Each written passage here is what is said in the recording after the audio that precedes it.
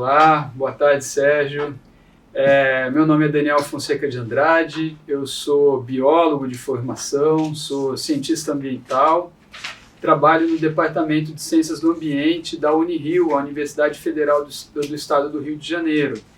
E eu vou acompanhar vocês ao longo desse tema aqui, que é o tema de educação ambiental no turismo de base comunitária. Professor Daniel, por que educação ambiental?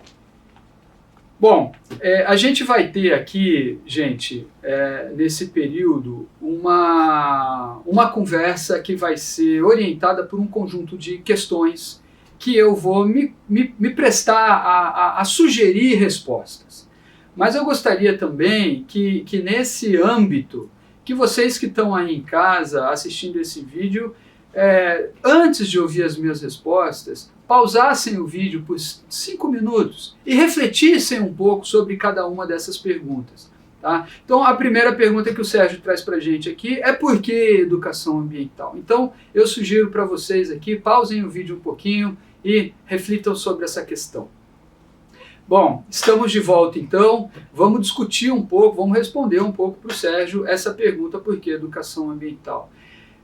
Se a gente olhar para o mundo hoje pela janela, né, a gente vai ver uma série de problemas ambientais, uma série de indícios, de indicadores que vão mostrar para a gente que o mundo vive hoje um estado de degradação ambiental que é extremamente grave. E é um pouco desse estado de degradação ambiental que a gente vai conversar agora. Então, por exemplo, eu vou colocar para vocês essa pergunta. Vocês conseguem pensar em exemplos que mostram esse estado de degradação ambiental da natureza atualmente? Vocês conseguem pensar em alguns exemplos aí nos espaços de vida, de trabalho de vocês, que mostram que a natureza está degradada? Novamente, faça uma pausinha aí e dê uma pensada a respeito. Bom, de maneira geral, a gente pode pensar a degradação ambiental atual por diversos assuntos, por diversos temas. Por exemplo, vocês devem ter pensado em desmatamentos, por exemplo, né, que no Brasil são muito praticados, muito intensivos e acontecem todos os dias. As queimadas de pequeno porte e de grande porte, como também aconteceram na Amazônia, aconteceram no Pantanal 1 ou 2 anos atrás, com grandes problemas ambientais para o Brasil, poluições de todos os tipos. Essas poluições a gente está acostumado no nosso dia a dia, poluições do solo, poluições de águas, poluições do ar, né, causando uma série de impactos para a natureza, para a biodiversidade, para os bichos, para as plantas, etc., e também para nós, seres humanos. Algumas das consequências dessa degradação ambiental, a gente pode pensar, né, de maneira bem geral, destruição de ecossistemas. Né? Um ecossistema, vamos pensar um ecossistema como uma grande floresta, como a floresta amazônica, ou como a Mata Atlântica, ou como um bioma como o Pampa, etc., pode ser a Baía de Guanabara, por exemplo, né, que é um sistema que abriga um conjunto de vidas que sustentam aquele sistema em inter-relação, em interdependência. Né? Então, o que está acontecendo hoje é a destruição de vários desses ecossistemas, né, o que é uma coisa extremamente grave, porque muito desse impacto é absolutamente irreversível.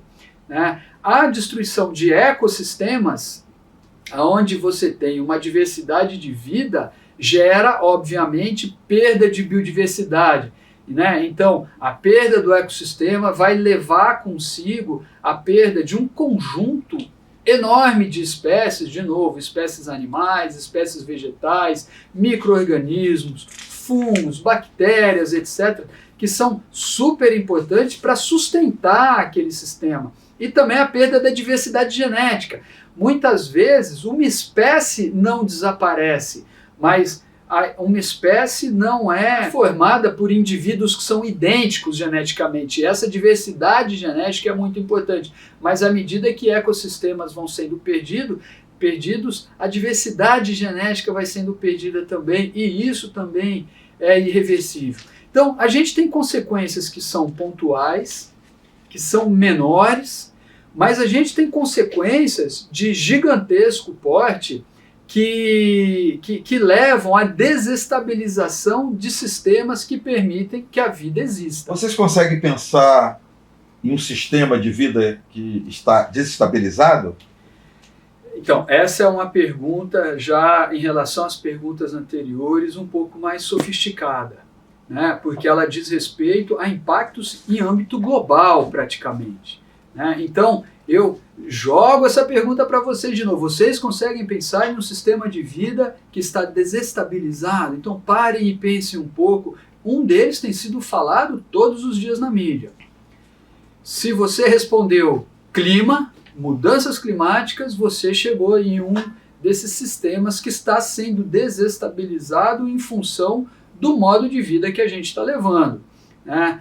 Como vocês sabem, as mudanças climáticas são causadas principalmente pela emissão para a atmosfera de gases que a gente chama de gases do efeito estufa, principalmente, mas não só, o dióxido de carbono e o metano, tem vários outros com menor intensidade, né, menor participação, né, e esses gases são provenientes da queima de matéria orgânica, né, matéria orgânica viva ou morta, né, no nosso sistema de vida aqui, como uma floresta, as árvores de uma floresta, etc., ou a matéria orgânica fossilizada, como o petróleo, né, cuja queima é o principal fator de emissão de dióxido de carbono para a atmosfera. Então, a emissão desses gases em aumento, né, desde os processos de revolução industrial, etc., tem causado cada vez mais um desequilíbrio nas temperaturas do planeta, né? E isso tem gerado uma série de consequências, algumas delas a gente está assistindo pela televisão, né? Então, eventos climáticos extremos, o primeiro dele, aqui no Rio de Janeiro, a gente tem eventos climáticos extremos quase todos os anos, com morte de pessoas, com desmoronamento de terras, etc., né? Por conta de chuvas. Em outros lugares a gente tem os eventos contrários, que é a questão da seca, que se impõe de uma maneira muito forte, ou a questão da neve, né? Ou das ondas de frio, ou das ondas de calor também, que a gente tem visto acontecendo principalmente na Europa, matando pessoas também de calor, né? Então, esses eventos climáticos extremos, eles são indícios de que há um desequilíbrio na temperatura do planeta, e eles estão gerando problemas muito graves, né?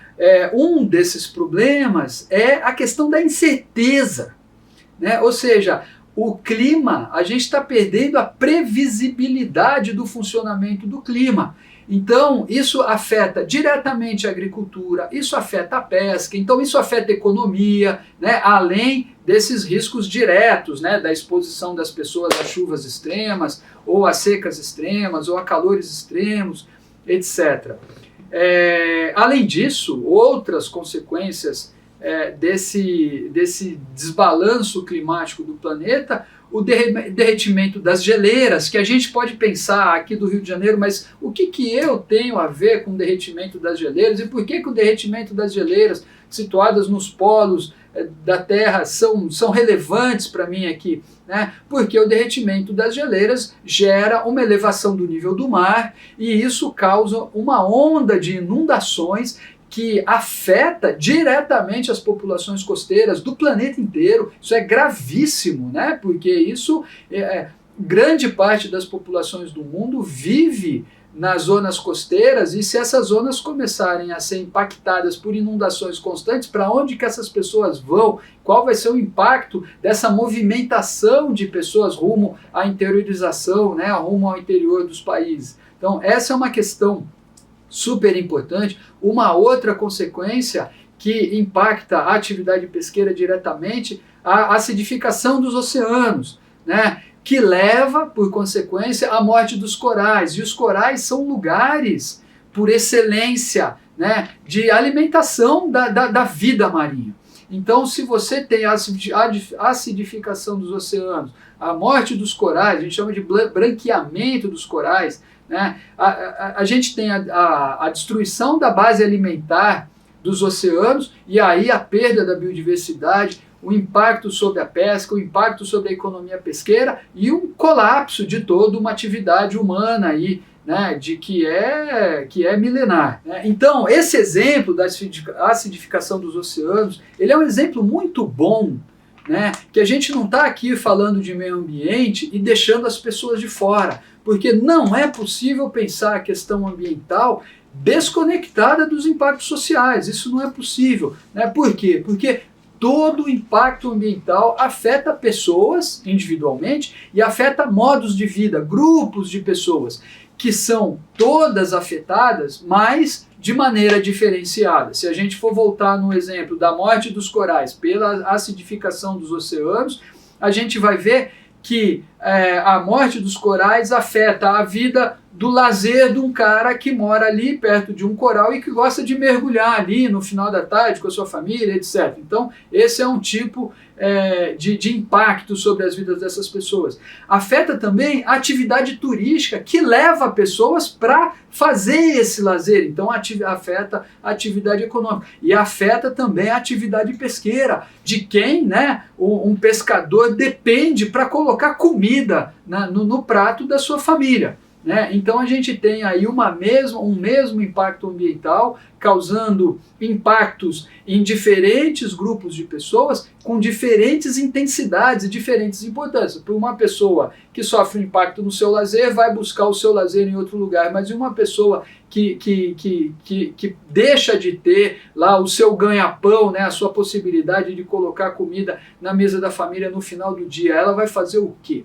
Né? Então, quando a gente olha a questão ambiental, a gente olha a questão ambiental incluindo as pessoas, portanto a gente fala de socioambiental. Então, tudo isso que a gente viu aqui, muito rapidamente, tem milhares de outros exemplos, explicam, né, por que nasceu lá nos anos 60, nos anos 70, uma atividade ou um campo pedagógico chamado educação ambiental, sobre a qual a gente está falando aqui para vocês, né? Como eu disse, a gente tem um estado de degradação ambiental atual gravíssimo e a gente precisa caminhar no sentido de reverter esse quadro. Então, vocês conseguem pensar em exemplos locais de degradação ambiental, principalmente relacionado à atividade pesqueira? Então, essa é uma pergunta também absolutamente fundamental, porque aí traz toda essa conversa para as vidas de vocês, né? Então isso encarna na gente diretamente, como é que a gente é afetado, né, por essa degradação ambiental da qual a gente está falando aqui. Eu não sou pescador, não trabalho na Baía de Guanabara, mas eu me dei o direito aqui de pensar um pouco, de estipular um pouco possíveis impactos ambientais que talvez afetem as vidas de vocês. Eu vou sugerir alguns deles aqui, tá? Mas aí eu gostaria também que vocês pensassem em outros, né? Porque cada um tem uma experiência de sofrimento, de impacto ambiental. Eu pensei aqui no primeiro deles a questão de vazamentos de petróleo. A gente está aqui num campo de produção de petróleo, né, e tem vazamentos constantes. Então esse é um exemplo aqui no Rio de Janeiro que volta e meia a gente vê afetando aí os ecossistemas, etc. Né? Uma outra coisa, a degradação dos manguezais, causada inclusive por vazamento de petróleo, mas não só, né, pela urbanização, pela deposição de lixo, uma série de outros problemas que levam os manguezais, que são ecossistemas super importantes, né, à destruição parcial ou totalmente. Uma outra atividade muito afeita à atividade pesqueira de vocês, né, um problema ambiental afeito à atividade pesqueira, eu não sei se vocês já ouviram falar, chamado de pesca fantasma. Pesca fantasma é um problema ambiental que é causado por um conjunto de petrechos de pesca que são perdidos, descartados ou abandonados no mar, né? Então pode ser linha, pode ser rede, pode ser anzóis, etc., que por alguma razão ficam perdidos no mar e eles continuam atuando, pescando, né? E eles fazem milhares, literalmente milhares de vítimas todos os dias, animais marinhos, peixes, né, tartarugas, golfinhos, peixes, etc., são todos vítimas, entre outros, né, dessa pesca fantasma. Parece que é um problema trivial, mas não é. Para vocês terem uma ideia, há uma estimativa de que os petrechos de pesca que causam a pesca fantasma representem 10% de todo o lixo encontrado nos oceanos do planeta atualmente. São 640 mil toneladas por ano de petrechos de pesca jogados nos oceanos, né, todos os anos, e 580 quilos por ano só no Brasil, tá, com um potencial de impactar 69 mil indivíduos por dia. Né? Então a gente pode multiplicar isso aí por 365 dias e ver o impacto disso num ano, né? Em termos de perdas e de mutilações de espécies marinhas. Né? Então esses são alguns problemas. E um outro problema mais comum ainda, muito mais recente, mas mais comum, é a questão dos plásticos, que vocês devem ver isso diariamente, né? Com diferentes tamanhos, né, mas que afetam as aves que comem plástico, mamíferos, né, golfinhos, peixes, até micro-organismos marinhos como o fitoplâncton, o zooplâncton. Né? Então eu vou sugerir aqui um vídeo para vocês da BBC que mostra um zooplâncton, que é um crustáceozinho, micro-organismo pequenininho, né, ingerindo um microfragmento de plástico, que a gente chama de microplásticos, né? Mostrando que esse é um problema que está espalhado na vida como um todo. Né? Ninguém é imune à ingestão de plásticos, né? Inclusive nós mesmos. Por exemplo, já tem estudos que mostram a presença de microplástico na placenta humana. Né? Então vejam só que crueldade com as crianças que estão em gestação, já estão em contato com microplástico, e em todos os tecidos humanos já foram encontrados microplásticos também. A gente ainda não sabe as consequências para a saúde disso. Tá? Qual o estado atual da questão ambiental no mundo? Então, gente, para a gente fazer, né, dar uma resumida e uma fechada nesse primeiro tema da nossa conversa hoje aqui, né, eu trouxe essas figuras, esses gráficos para vocês, que infelizmente estão em inglês, né, mas que mostram, todos eles, se vocês acompanharem os gráficos, independentemente de quais são, vocês vão ver que a partir dos anos 50, há uma intensificação generalizada no uso que a gente faz da natureza. Né? Então, esses gráficos, eu vou falar um por um, né, da esquerda para a direita, para vocês terem uma noção e acompanharem comigo do que a gente está falando. Né? O primeiro gráfico fala da emissão de carbono, de dióxido de carbono para a atmosfera. A gente estava falando dos gases de efeito estufa. O segundo gráfico fala do óxido nitroso. O terceiro gráfico fala do metano, né, que também é um gás de efeito estufa. Vejam aí o aumento exponencial da disposição de metano para a atmosfera a partir dos anos 50. O quarto gráfico fala dos gases que degradam o ozônio estratosférico. O ozônio estratosférico protege a gente contra os cânceres trazidos pelo Sol. Né? E a disposição na estratosfera de gases está causando a degradação dessa camada de ozônio, né? E a gente está ficando mais vulnerável aos cânceres. Vejam aí um aumento exponencial também da deposição de gases que degradam a camada de ozônio. Né? Vocês vão ver nesse caso aí que até os anos 80 tem um aumento exponencial e depois isso começa a ter um declínio, justamente porque teve uma iniciativa mundial de reduzir a emissão desses gases. Tá? O próximo gráfico, o quinto gráfico, mostra o aumento da temperatura da superfície terrestre. Então a gente vê a questão do aquecimento, né, daquele desbalanceamento climático que está acontecendo no planeta. O sexto gráfico mostra a acidificação dos oceanos. A gente falava há pouco, a acidificação é uma das consequências da mudança climática por conta do dióxido de carbono que está na atmosfera e que cai nos oceanos e que aumenta a acidez dos oceanos, com aquelas consequências todas que a gente falou. A questão da captura de pescado é o sétimo gráfico ali, gente. Vocês vão ver, né, a captura de pescado tendo um aumento exponencial e de repente já tendo uma curva, uma inflexão. E o que é essa inflexão? É a indisponibilidade de pescado. Cada vez mais a indústria pesqueira está tendo que ir mais longe e mais profundo para conseguir pescar menos peixe do que pescava antes, né? Quer dizer, os oceanos, em termos de estoque pesqueiro, eles já estão em crise já. Essa crise já está em andamento. O próximo slide diz respeito à aquacultura de camarões. Também, em vez de ir pescar camarão nos oceanos, estão começando a aparecer as famosas fazendas de camarões nas costas, que se por um lado aliviam, né, na natureza, por outro lado causam impactos ambientais ali na costa onde essas fazendas são instaladas. O nono gráfico fala sobre a deposição de nitrogênio nas zonas costeiras. Gente, nitrogênio nas zonas costeiras é xixi. É esgoto in natura sendo jogado nas costas dos oceanos do planeta. Então vejam o que está acontecendo com esse esgoto, né? A disposição disso, como está sendo rápida o aumento dessa disposição. O próximo gráfico é a perda de florestas tropicais, que é o sétimo gráfico.